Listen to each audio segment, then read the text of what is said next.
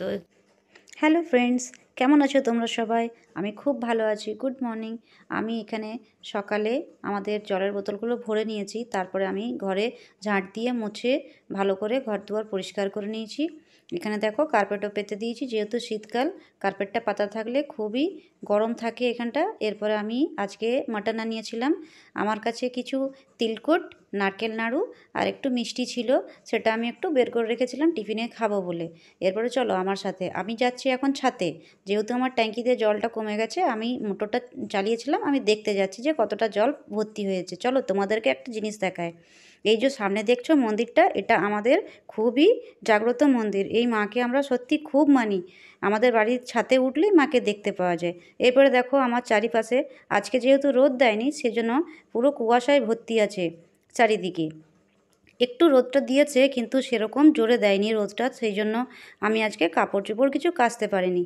এই দেখো আমি এখানে একটা থালা দিয়ে রেখেছি। আমার ট্যাঙ্কির থেকে যখন ওভারফ্লো হয় তখন এই থালাটাতে জল আসে। এই জলটা থাকার জন্য পায়রাগুলোর খুব সুবিধা হয়েছে, ওরা এখানে এসে জল খায়। আবার এখানে দেখো কী সুন্দর ওরা ঘোরাঘুরি করছে। ওরা জানে যে আমি এখানে ট্যাঙ্কিটা যখন ভর্তি করি তখন জল আসে, তাই ওরা জল খেতে চলে আসে। এটা আমার 12 মাসই দেওয়া থাকে। এবারে আমি এখানে ব্রেকফাস্টের জন্য মুড়ি মাখার আজকে একটু প্ল্যানিং করেছিলাম। মুড়ি মাখার জন্য একটু শসা কুচি, একটু ধনেপাতা, একটু চানাচুর, একটু দিলাম তোমার ঝুরি ভাজা, আর একটা করে চপ নিয়েছিলাম। তার সাথে যে তিলকুট আর নারকেল নাড়ু আর ওই যে মিষ্টিটা রেখেছিলাম সেটা আমরা একটু করে নিয়েছিলাম। চলো এরপরে তোমাকে দেখাই আজকে আমার লাঞ্চে কী বানিয়েছিলাম। ফ্রাইড রাইস আর মাটন। ফ্রাইড রাইসের জন্য আমি এখানে সবজিগুলো সব ভেজে নিয়ে আর তার সাথে চালটা মানে বাসমতি চালটা আমি অ্যাড করে দিয়েছি। এরপরে আমি আমার অ্যাকুয়ারিয়ামে যে মাছগুলো আছে তাদেরকে একটু খেতে দিয়েছি। দেখো কি সুন্দর খাচ্ছে ওরা। এখন ওদেরকে আমি খেতে দিয়েছি, ওরা খাচ্ছে, এনজয় করছে খুব। এরপরে দেখো আমি একটু নেল পেন্ট লাগালাম। নেল পেন্টটা অনেক দিন থেকে লাগানো হয়নি, সেই জন্য আমি একটু নেল পেন্ট লাগালাম। অবশ্যই তোমরা বলবে কেমন হয়েছে নেল পেন্টটা লাগানো। এরপরে দেখো আমি লাঞ্চে বসেছি। লাঞ্চে আমি দেখো মাটন নিয়েছি আর তার সাথে নিয়েছিলাম ফ্রাইড রাইস। মাটনটা কেমন হয়েছে অবশ্যই তোমরা আমাকে কমেন্টে জানাবে।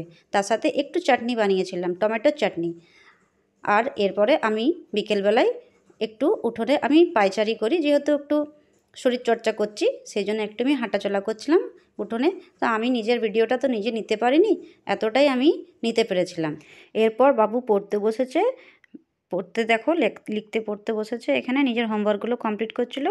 তো আজকের ব্লগটা এতটাই রাখলাম। আশা করি আমার মিনি ব্লগটা তোমাদের খুব পছন্দ হবে। যদি ভালো লাগে তাহলে লাইক, শেয়ার ও সাবস্ক্রাইব করে দিও আর আমাকে এরকমভাবেই সাপোর্ট করো। চলো আজকের দিনের এতটাই, টাটা।